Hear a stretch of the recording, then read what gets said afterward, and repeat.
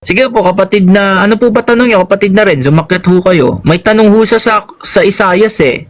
Kasi ang sabi dun sa nilatag niya, basahin nga natin ano. Ganito ang sabi ng Panginoon ng iyong manunubos at niyang nag-anyo sa iyo mula sa bahay bata. Ako ang Panginoon na gumawa ng lahat ng mga bagay na nagladlad na mag-isa ng langit na naglalatag ng lupa. Tama naman yung nasa talata, kapatid na Renz Rosales. Tama naman yung nasa talata. Wala naman nakasulat sa talata, tao na si Kristo. Wala nun. Meron ba nabasa sa talata, tao na si Kristo? Tama yung nasa talata na ang Ama naglalatag mag-isa. Mag-isa tayo naglalatag ng lupa at saka ng langit. Mag-isa naman talaga yun tanungin nga natin si Kristo. Panginoong Hesukristo, tinulungan mo ba yung Ama? Nung naglalatag ng langit at lupa yung Ama, tinulungan mo ba siya? Basahin natin ang Kawikaan 8:22, patuloy ng Kawikaan. Inari ako ng Panginoon sa pasimulan ng kanyang lakad, bago pinasimulan ng kanyang mga gawa ng una. Ako'y nalagay mula noong araw, mula nang walang pasimula, bago nalikha ang lupa. Ako'y nailabas nang wala pang mga kalaliman, wala pang mga bukal na sagana ng tubig.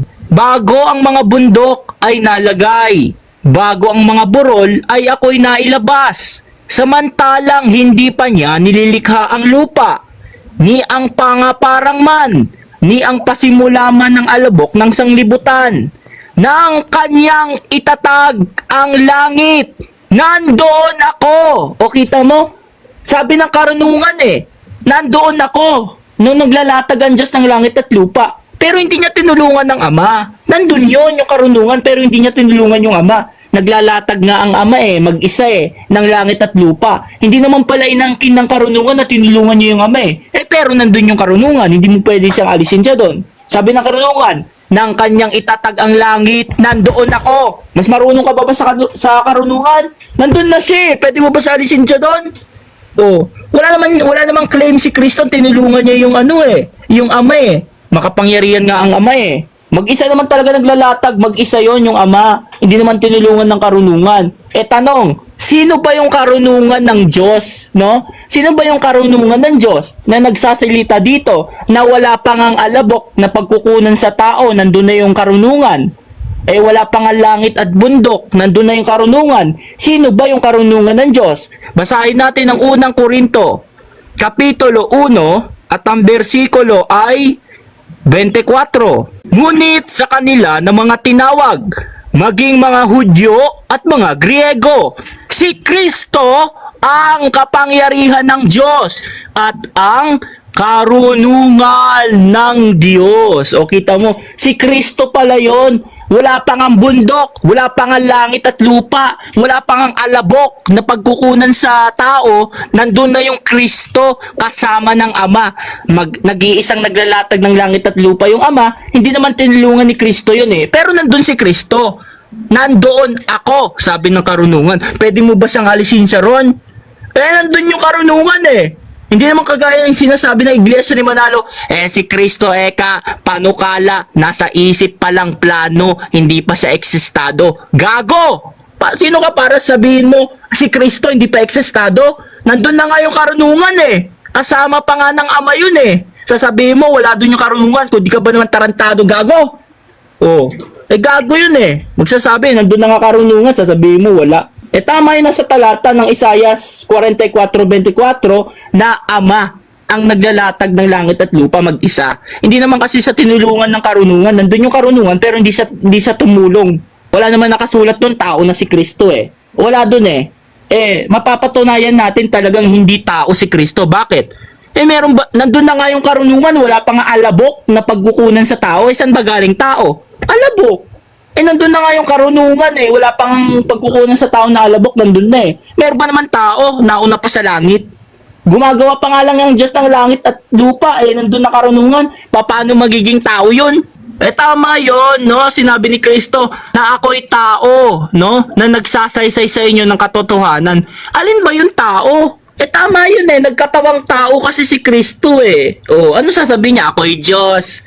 Kung di ka ba naman sinto-sinto, nagkatawang tao nga si Kristo basahin nga natin, nagkatawang tao si Kristo. Matigas pala itong mga gulugod ng Iglesia ni Manalo Nagkatawang tao nga si Kristo basahin natin.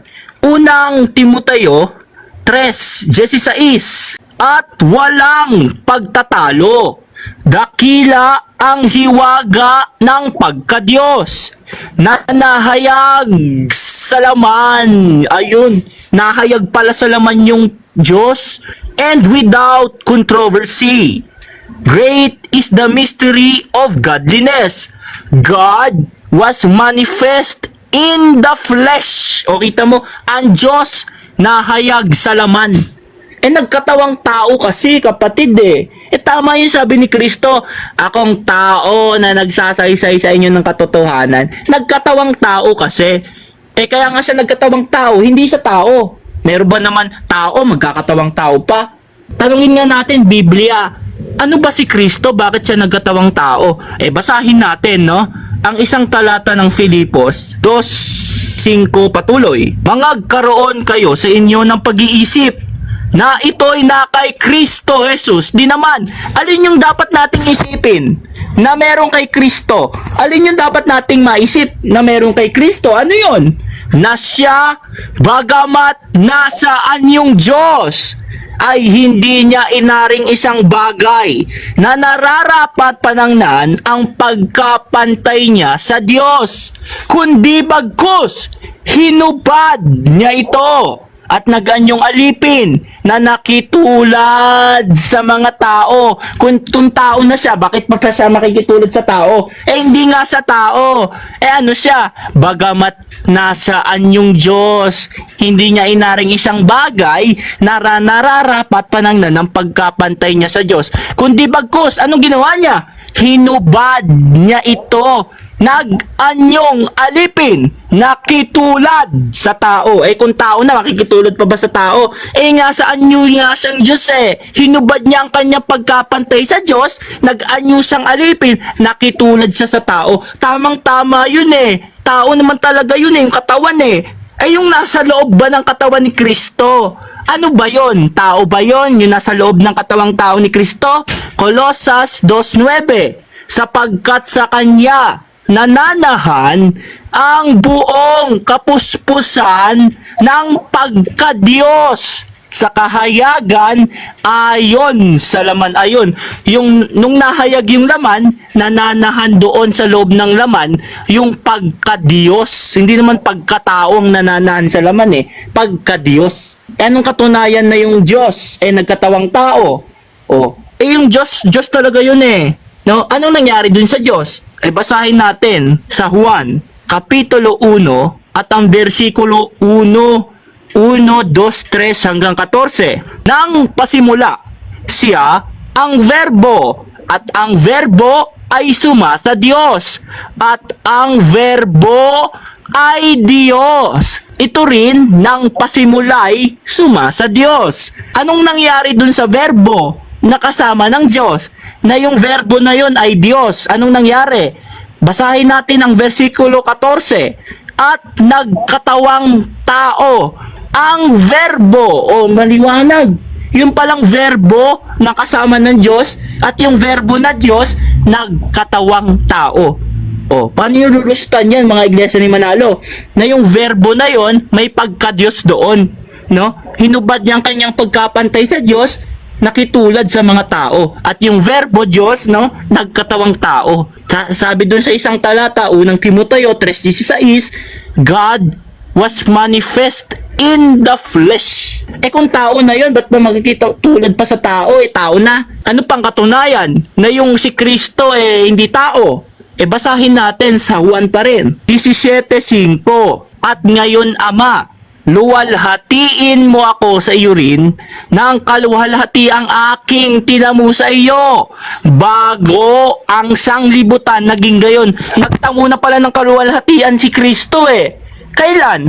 Bago ang sanlibutan naging gayon. Wala pa palang sanlibutan, nagtamo na ng kalwalatian si Kristo. Paano magiging tao? Wala pang mundo. Nagtapo ng kalwalatian sa Ama si Kristo. Ang gago naman magsasabi, tao yan. Wala pa nga mundo. Nagtamo na ng kalwalatian yung anak sa Ama. Paano magiging tao yun? Wala pang mundo. Wala pang alabok. Hindi nyo tinutuloy yung basa. 17:1 hanggang 3 binabasa. Tuloy mo sa 5.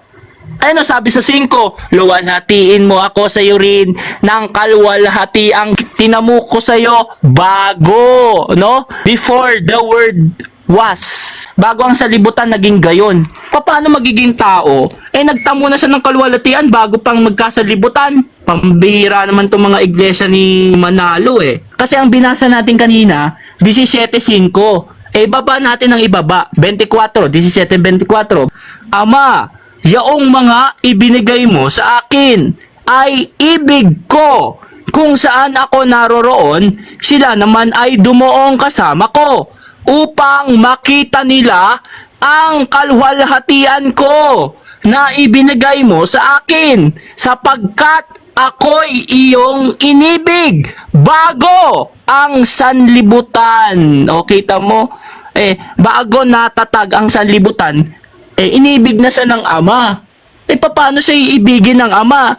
Tao siya, wala pang sanlibutan, napakahinang argumento. Wala pa palang mundo, iniibig na siya ng Ama. Paano magiging tao yan? Wala pang mundo. Pwede ba magkaroon na ng tao wala pang alabok? Anong sabi ng apostol na si Juan kay Kristo? Tunay na Diyos ba si Kristo? Apostol Juan, basahin natin ang unang Juan 5:20 at nalalaman natin na naparito ang anak ng Diyos at tayo'y binigyan ng pagkaunawa upang ating makilala siya na totoo at tayo'y nasa kanya na totoo sa makatuwid ay sa kanyang anak na si Jesucristo. Ito ang tunay na Diyos at ang buhay na walang hanggan. Mga anak ko, mag-ingat kayo sa mga Diyos-Diyosan. Kita mo, sino yung naparito na tunay na Diyos? Walang ibang tunay na Diyos na naparito, kundi yung naparito. Sino ba yung naparito? Ito ang tunay na Diyos. Kaya nga sinabi ito demonstrative pronoun ng gamit. Ang tinutukoy dyan, yung naparito. Kaya sabi, ito, naparito, ito ang tunay na Diyos at ang buhay na walang hanggan. Kasi may kasunod pang talata mga anak ko, mag-ingat kayo sa mga Diyos-Diyosan. Bakit may ganong talata kasunod? Kasi ang naparito, marami siyang nadatnan mga Diyos-Diyosan. Ang tanging naparito, tunay na Diyos. Kasi marami siyang ditong nadatnan Diyos-Diyosan. Kaya nga sabi ni Tomas kay Kristo, Panginoon ko at Diyos ko. Sasabihin ng iglesia ni Kristo ni Manalo, si Tomas Eka nagulat. Pwede ba man nagulat si Tomas? Meron ka bang mababasa na sa Biblia nagulat si Tomas? Sinuway siya ni Kristo, Hoy Tomas, mali ka, tao ako, hindi ako Diyos. Wala kang ganun mababasa sa Biblia. Kasi tama yung sinabi ni Tomas meron ba naman tao pagkatapos siyang ipako mabubuhay pa? Mare-resurrect pa ba yung tao? Napako na. Namatay nga yung katawang tao nasurrect pa yun Natural, Diyos yun. O kaya sabi ni Tomas, Panginoon ko at Diyos ko. Tama yun. Tama yun. Meron pa bang isang pagkakataon sa Biblia mga kapatid ng isang alagad o apostol naghayag na Diyos si Kristo? Hindi siya nagulat mayroon bang mga alagad na hindi nagulat na ipinahayag si Kristo ay Diyos? Basahin natin ang isang pagkakataon. Mateo kapitulo 16 at ang versikulo ay 16. Umpisahan natin sa 15. Kanyang sinabi sa kanila, Datapwat, ano ang sabi ninyo kung sino ako? At sumagot si Simon Pedro at sinabi, Ikaw ang Kristo, ang anak ng Diyos na buhay. Anong sabi naman ni Kristo? At sumagot si Jesus at sa kanya'y sinabi. Sino nagsasabi nito? Si Jesus si Jesus. Anong sabi ni Jesus? Mapalad ka Simon Barjonas, sapagkat hindi ito o hindi ipinahayag sa iyo ito ng laman at ng dugo, kundi ng aking Ama na nasa langit. Yung pagkatapos sabihin ni Pedro kay Kristo yon, ikaw ang Kristo, ang anak ng Diyos na buhay. Sinabi ni Kristo, mapalad ka Pedro, hindi sinabi sa iyo yan ng laman at dugo, kundi ng aking Ama na nasa langit. Si Kristo galing kasi siya sa Ama. Hindi siya sa alabok ng lupa, mga kapatid na iglesia ni Manalo. Mag-isip nga kayo, buksan niyo puso niyo, tsaka isip niyo, huwag kayong bulag. Si Kristo galing sa Ama yun hindi naman sa alabok ng lupa. Alam niyo kung ano yung galing sa alabok ng lupa? Alam niyo kung ano yung galing sa alabok ng lupa? Kung bakit may tao, kung bakit nagkatawang tao. Alam niyo kung bakit? Basahin natin Hebreo 10:5. Kaya't pagpasok niya sa sanlibutan ay sinasabi, hain at handog ay hindi mo ibig, ngunit isang katawan ang sa akin ay inihanda mo. Meron palang inihanda ang Diyos na katawan para dun sa kanyang anak rin katawan yun, katawang tao yun, yun Kaya nga may katawan tao yun yung pinaganda kay Kristo. Pero yung katutubo na anak ng Diyos, saan ba galing? Yung katutubong anak ng Diyos, sa alabok pa rin ba ng lupa galing yon? Basahin natin ang Juan 1:18. Walang taong nakakita kailanman sa Diyos. Ang bugtong na anak na nasa sinapupunan ng Ama. Siya ang nagpakilala sa kanya. Ayun, nasa sinapupunan pala siya ng Ama Galing katutubong galing siya sa sinapupunan ng Ama. Hindi sa alabok ng lupa. Yung katutubong anak ng Diyos galing sa sinapupunan ng Ama. Paano magiging tao yun? Ang tao yun yung pinaghanda ng Diyos Kasi nga, sinugo niya ang kanyang anak, kaya sa sinugo siya sa mga tao, kaya nagkatawang tao. Hindi naman po pwedeng susuguin si Kristo, nagkatawang manok, manok sa mga ngaral. Kaya nga mga ngaral siya sa tao, nagkatawang tao.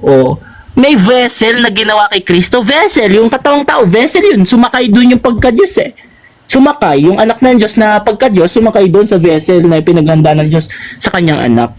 Kaya may tao. Si Kristo galing sa sinapupunan ng Ama. Mayroong mga pilosopong may mga pilosopong iglesia ni Manalo. Kinukutya pa nga tinutuya pa nga nila si Kristo Meron ba kang Diyos na tinutole? Meron ba kang Diyos na nauuhaw? So, hindi ka ba naman gago? Pastor ka ni Manalo. Naganda nga ang Diyos dito ng katawan, dito sa lupa Yun nga yung nagutom at nauwaw Tinutuya-tuya nyo pa. Nagkatawang tao nga, di nyo lang maintindihan pero, yung katutubong anak ng Diyos, na ipinanganak ng Diyos yun. May pilosopo ulit. Paano ka manganganak yan, kapatid na Adrian? Ang Diyos ay lalaki yon. Ang Diyos nga gumawa ng pakinig, di ba siya makapakinig? Ang Diyos gumawa ng mata, di ba siya makakakita? Sa gumawa ng bata ng babae, di ba niya kayang mga panganak? Basahin natin kung pwedeng manganak ang Diyos. Kasi ang Diyos, kapatid, Espiritu yun Espiritu. Pwede bang manganak yung Ama na Espiritu? Basahin natin ang isang talata ng Juan 3:6 ng Juan. Ang pinanganak ng laman ay laman nga, at ang ipinanganak ng Espiritu ay Espiritu nga. O kita mo, pwede bang manganak Espiritu? Nanganganak Espiritu. Yung bang Diyos na Ama, Espiritu, Espiritu. Ang sabi sa talata, ipinanganak niya ang kanyang bugtong na anak. Wag na natin tutulan yun kung nakasulat. Paano yung panganganak? Hindi naman panganganak yun na literal. Spiritual yun na nanganganak. Ayun po sagot mga kapatid.